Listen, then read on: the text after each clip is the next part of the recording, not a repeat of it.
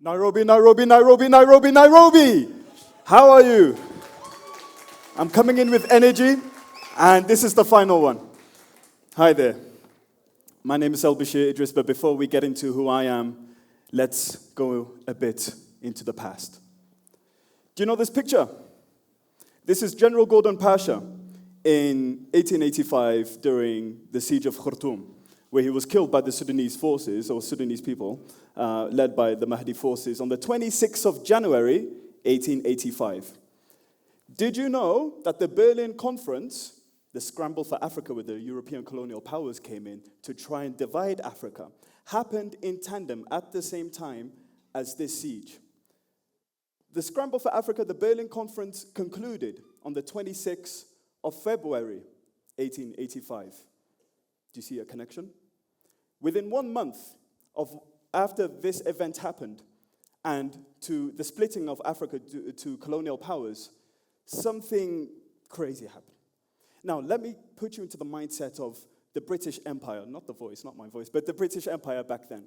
Imagine if you were the world's most powerful colonial force, one that has managed to conquer China and Egypt, and now your best general has been killed by a bunch of Sudanese nomads wearing turbans. You're not going to be happy about it, are you? Especially if you're a racist force. We're going to come back to this.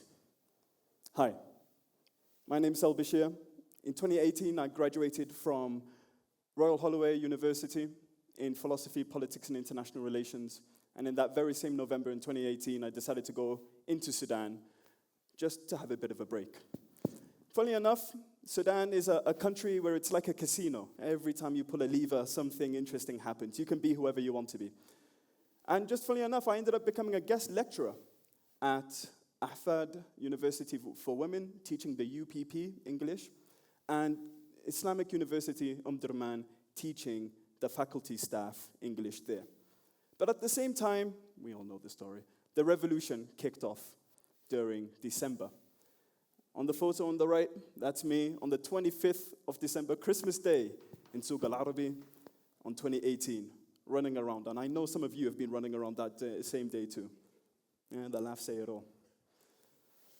Then, after I left Sudan in 2019 in February, I went back to the UK, and I was so immersed with the energy of the revolution and the Sudanese people and spirit that I just had to do something. Doing a lot of things that included walking to the ICC 320 kilometers, 7 days, to hand deliver a letter of evidence of the genocide that happened in Darfur 20 years ago. Not the one now, 20 years ago. 320 kilometers, 7 days, you can do it, trust me. I then got involved in consultations with the all-party parliamentary group of British Parliament with the Sudanese on Sudan. And it was really interesting because my work, grassroots work in Cardiff, in Wales, if you guys don't know, I'm from Wales, hi, not from England, no. And we're cooler. And through my activity and community activity work there, I decided to bring them all together, my stuff in Wales, the stuff in Sudan, and before you know it, I was awarded the Young Leader Award in the National Black History Month during that time. But I didn't care about these things. They're just awards. I wanted to get back into the thick of it. I wanted to feel it again. I wanted to be with the Sudani people, my own people. And so Corona came, right? Now, for those who haven't been in Sudan during COVID times, the rest of the world was locked off. Everything restricted. Corona in Sudan was a conspiracy theory. And during that time, I went back and I was supposed to stay for 3 months, and it turned into 2 years. And before you know it, the inqilab happened, the coup happened. What you're seeing in front of you is my uniforms that I would wear on the day out. That's me in a gas mask. Lovely, hi, not scary. 19th of December, 2021, when we managed to reach the front of the presidential palace. Do you guys remember that? Some of you were there? It was a lovely day, wasn't it? And 21st of October, 4 days before the inqilab happened, the very millionaire that started to scare the generals into doing the coup in the first place. Let's look at a few highlights. During that time, in terms of documentation, I wanted to record everything that was going on. It would be such a shame that the experiences and the lives of the Sudanese people weren't being followed and recorded. What was it? Was it the language? Was it the cameras? Did you not like the 4K? Did you not like the movie quality? Was the internet connection bad? Let's look a bit. على أجنحة الفجر ترفرف فوق علامات على أجنحة الفجر ترفرف 21st of October, 2020. 25th of October, 2021. Khartoum.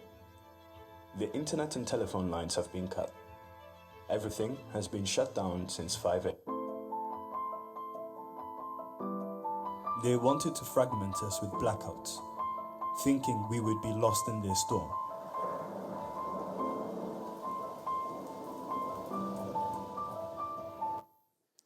During this time, the internet was cut in Sudan and there was no way to get the information out.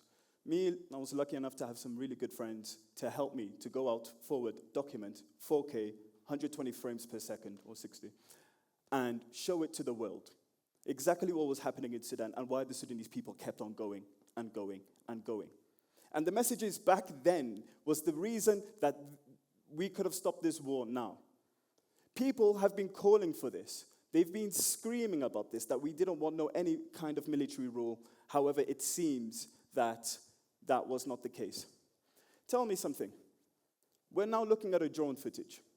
Do you see any differences or indicators about these people here to tell them apart from each other? Can you see any different ethnicities? Can you see different races? Can you see different classes? No. This bird's eye view managed to capture the true essence of the Sudanese spirit. Essentially, everyone coming out en force, en masse, and we're all in this together. This is one of my favorite clips. This is 100 meters away from the presidential palace, forward ma'al ghadabun, brave people who go against such horrendous security forces. RSF and SAF, they're right there, and they're shooting.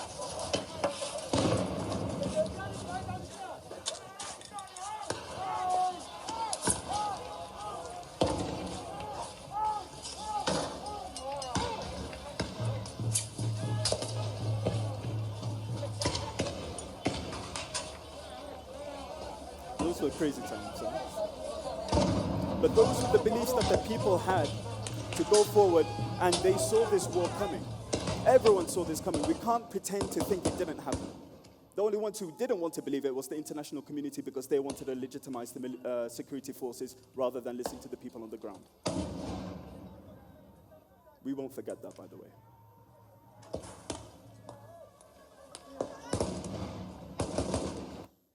Now, that was in 2021. I left Sudan February 2022, essentially because there was no internet. You essentially get a massive target on your back, so I had to leave the country. Then 2023 came, and then the war started. Within the first month, I found myself back into Port Sudan, as everybody else was leaving, and after convincing the Sudanese embassy to get me into the country, I'm inside now. And I realized something during my time in Sudan and when it comes to humanitarian work. There's only so much INGOs can do, but as an individual, you can do something. So, me and a friend, we took $10,000 with us. $2,000, we bought medicine from Jeddah into crates, into boxes, and $8,000 left over for emergency cash-based relief and assistance. With these medicines, I was supposed to go into Port Sudan and send these boxes to Wad Madani, when it was safe, some parts in Khartoum, and clinics in Port Sudan. However, there was something different. I had enough of seeing the Sudanese people constantly brutalized and put onto the main TV stage as if they're just like objects. The amount of violence that we've seen throughout this war is horrendous, abysmal. It's been 477 days. And every single one of us here has been affected in some way or shape or form just seeing the amount of violence that have happened in Sudan. So, when I entered Port Sudan, I wanted to show something else. Not the hurt and the pain, but rather the resilience of the Sudanese people. And the way that the Sudanese people can actually hold on together and hold on to the things that makes us us. So, I believe in that. I wanted to show that this city is a safe city. There's only so much you can do relying on handouts, and we can only save ourselves. So I wanted to show the rest of the world that, yes, you can come here. To the diaspora, yes, you can come here. Invest your money into here. Grow your economy into here. Though there is a war zone somewhere else, it doesn't mean your life has to be on pause now, thanks to a person wearing khaki. Let's look at a bit of an example of that.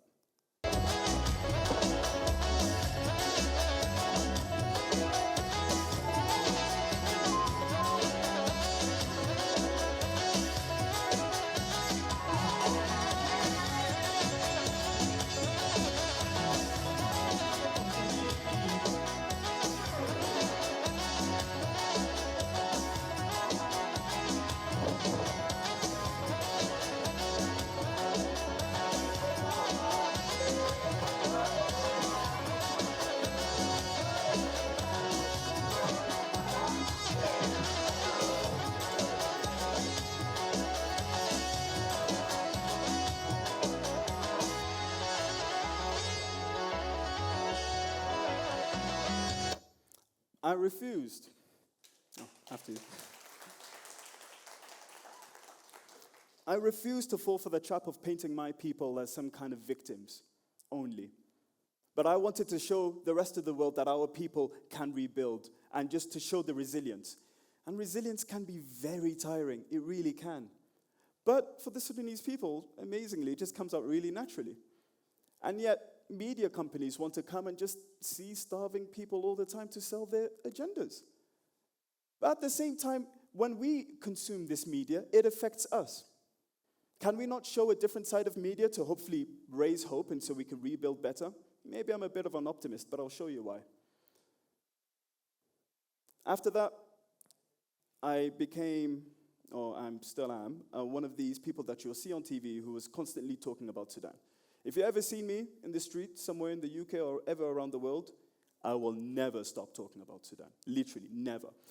And my quest from then was doing it from social media, putting it out there, making connections with the rest of the diaspora, but that was not enough. It wasn't enough to be on Twitter. It wasn't enough to make our voices heard online. Retweets and likes were doing the job then, but the people still needed to know what was going on. So here's me going through all these stages, trying to put the voice out there. I thought that was cool. Now, with a lost generation, how are we going to move forward with this famine, with this health crisis, with everything going on? If these generals and these armies want to continue, they probably will, but it will come at the massive, massive extreme cost at the future of this country. The belligerents don't have much control on their ground forces, especially with the horrendous crimes we've been hearing and reading and witnessing. The belligerents come to the table and negotiate. However, this past week alone, we've seen long-range drone strikes attacking SAF-controlled areas, especially with a specific type of drone, the Sunflower 200 kamikaze drone, which has a range of 2,000 kilometers.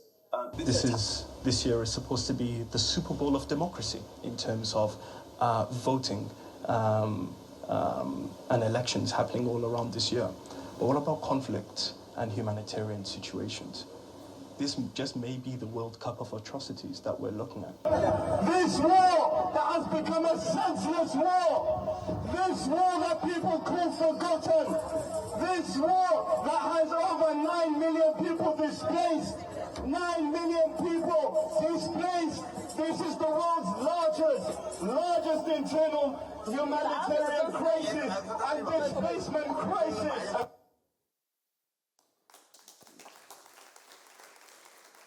What you're seeing here is essentially those efforts being materialized in real life, not just online and virtually, but straight to the people.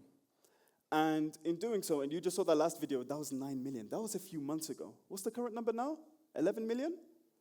Dude, even more? So just in the space of a few months, we've just gone up. This is how insane this is. And funny enough, I did a few calculations just a few minutes ago. This is going to blow your mind a bit. Translator, best of luck. The average age in Sudan is 18.6. If we take the calculations by the US Special Envoy, when he said that the current death toll could be between 150,000 to 225,000, we're looking at, well, let's start with 150,000. We're looking at 2,790,000 years collectively of Sudanese lives wiped in 477 days. 2.7 million, coming to 8. If we take this as 225,000 people have died and the median age of Sudan is 18.6, we have lost 4,185,000 years. Imagine that. Person, all these experiences wiped from our country in 477 days. That's not normal. That's disgusting. That is abysmal.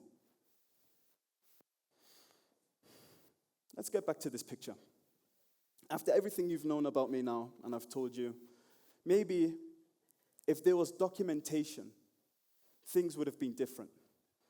The American biologist Andrew Wilson once said that us humans, we have primitive minds, medieval institutions, and godlike technology. The Berlin Conference and this war was 139 years ago. In about 2 weeks' time, there should be some peace talks in Geneva. So I want to ask you a question. Have we really changed from 139 years ago? We now have that godlike technology. I've just shown you drones. I've shown you 4K footage. I've shown you these messages. It would be absolutely primitive of us to go into these medieval negotiating tables and act as if we're not hearing the screams and pleads of the Sudanese people. Have we really changed from then? And imagine if I was there, 139 years ago. Dude, I would have slid in with my gas mask and an iPhone. It would have been a completely different picture. Completely different. And perhaps we would have seen a true history of Sudan and what was going on. And maybe with that documentation, it would have went to the Berlin Conference. I don't think they would have done anything nice with it because the mindset back then is totally not now. But however, this is not then, this is now. In about 2 weeks, and with this wealth of data, of godlike technology, are we still going to act primitive about it? Are we still going to be medieval about this? Can we bring those other voices of those who have actually been hurt onto the negotiating table and not be medieval about it? But hey, let's look at some projections. We understand it's the rainy season, right? A few weeks ago, you had some lovely rain, or rather heavy rain here. But in Sudan, the rainy season comes with powerful consequences. Some of you might have seen photos and videos of the rain in the eastern side of Sudan, destroying infrastructure, making the roads into mud, essentially limiting mobility all around. The Sudanese in Olala forest in Ethiopia, who are now stranded there, who are not seeking any help. Or rather, it seems help is pretty difficult to reach them. And the scenario about the RSF taking El Sinjar, essentially making a border with Ethiopia and making terrors that perhaps there might be some rearming and supplying there, essentially prompting Abiy Ahmed to visit, the Prime Minister of Ethiopia, to visit Port Sudan to try and calm him down. Because this can get really ugly. If you think it's bad now, if another country gets involved and it just takes one angry general to call up a rebel group in another country and cause another mess over there, and it will be a spillover effect that's much bigger than Sudan. This is what we're looking at. But hey, I told you about myself, but you don't have to be me. There's always something for someone when it comes to the matter of Sudan. It doesn't matter. There's always something you can do. If you're into geography or water, can you study the water levels and impact it has on the country? Since there's no effective state control to manage the dams, anything goes. Jabal Olia Dam, it just needs to blow up and all of Khartoum is gone. Do you understand? If you're into the economy, you can explore how Sudan's livestock literally feeds the whole Middle East. And maybe ask yourself the question, if we stop that, will they stop supplying us with guns? We give you the meat. We don't want your bullets. If you're into climate change, you could study how El Nino can affect crop harvests and arable land.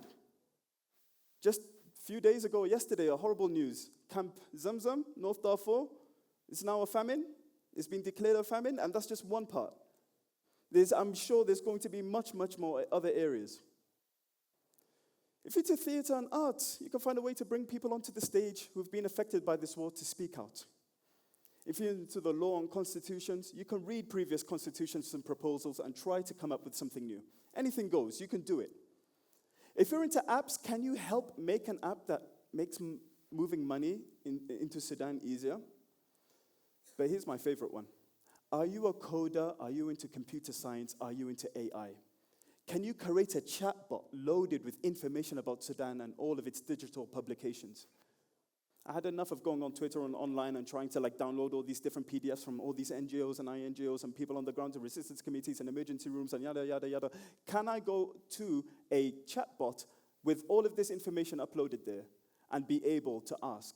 You know, asking me, some of you may be feeling, hey, a robot doing the job? Well, listen, mate, I'm pretty sure this war has done way much worse things, and right now we need every help we can get. So, the most important thing is that using the power of social media, we've managed to put out the word. Using the power of media, we are still talking about Sudan. However, moving forward, this is from our godlike technology. It's nuts for me to say this, right? And I'll tell you why it's godlike. Because you can literally press a single button in 1 second and that message will be shown across on public platforms on open source and it will be spread all over the world.